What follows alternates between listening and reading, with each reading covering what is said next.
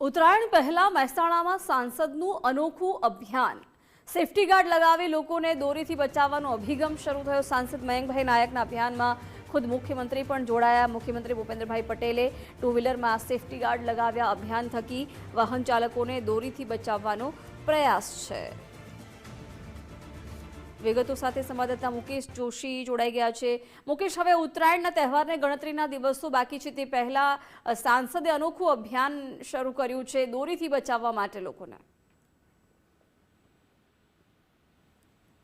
સભાના સાંસદ મયંકભાઈ નાયક દ્વારા દર વર્ષે ઉત્તરાયણ પહેલા કહી શકાય કે જે અકસ્માત સર્જાતો હોય છે ચાઇનીઝ દોરી સહિત અન્ય દોરીથી, જેને બચાવવા માટે આ પ્રકારના સેફટી ગાર્ડ જે છે લગાવવામાં આવતા હોય છે। ત્યારે ખાસ આજે સીએમની મહેસાણાની મુલાકાત હતી, ત્યારે ખાસ જે મયંકભાઈ નાયકની ઓફિસની બહાર આ પ્રકારનો એક સેફટી ગાર્ડ લગાવવાનું આ કાર્યક્રમનું આયોજન કરવામાં આવ્યું હતું, જેમાં મયંકભાઈ નાયકની આ પહેલના વખાણ જે છે ખુદ સીએમએ કર્યા હતા અને ત્યારબાદ કહી શકાય કે સીએમ પણ જે મહેસાણાના વાહન ચાલકો જે છે એમને ત્યાં સેફટી ગાર્ડ લગાવી અને સેફટી માટે કહી શકાય કે અવેરનેસ વધે તે માટે મયંકભાઈ નાયકની સાથે ખાસ વાત કરીએ તો ખુદ સીએમ પણ જોડાયા હતા અને એમની આ જે કામગીરી છે એમને પ્રોત્સાહિત ખાસ કર્યા હતા।